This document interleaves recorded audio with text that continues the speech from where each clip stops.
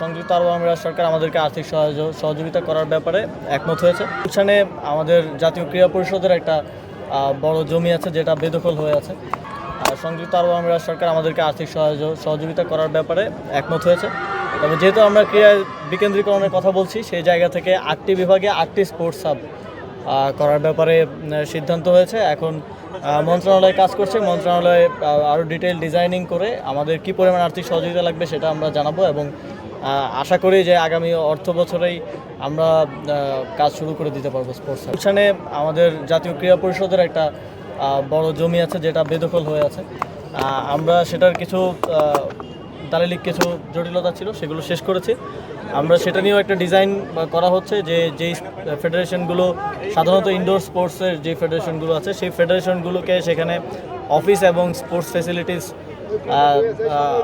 যাতে অ্যাকোমোডেট করা যায় সেভাবে একটা স্পোর্টস ফ্যাসিলিটি আমরা সেখানে করবো। আরবান স্পোর্টস সেন্টার নামে আমরা সেটা গুলশানে করবো। আমার একটু জানা ছিল আসলে এই বঙ্গবন্ধু স্টেডিয়াম জাতীয় স্টেডিয়ামে 10ই জুন একটা খেলা হওয়ার কথা পরিকল্পনা করতেছে বাংলাদেশ ফুটবল ফেডারেশন।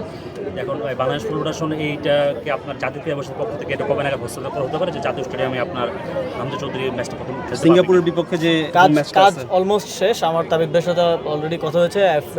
এই যে বাফুফে মাঠের ঘাসের আর একটু কাজ করবে এবং আমাদের লাইটিং থেকে শুরু করে আপনারা দেখতে পাচ্ছেন প্রায় কমপ্লিট।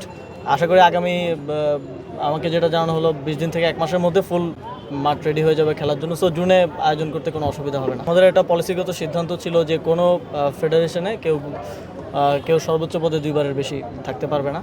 তো সেই জায়গা থেকে কমিটিটা পরবর্তীতে আবার পরিবর্তন করতে হয়েছে এবং আমরা সমন্বয় করছি সার্চ কমিটির সাথে। আপনারা জানেন সার্চ কমিটির যেই কার্যপরিধি, তারা মন্ত্রণালয়কে কমিটির প্রস্তাবনা করবে এবং এটা প্রস্তাবনা, সার্চ কমিটি চূড়ান্ত না, মন্ত্রণালয় চূড়ান্ত কমিটি দিবে। আপনারা জানেন এখানে অনেকগুলো বিষয় আছে যেগুলো আমাদেরকে দেখতে হয়।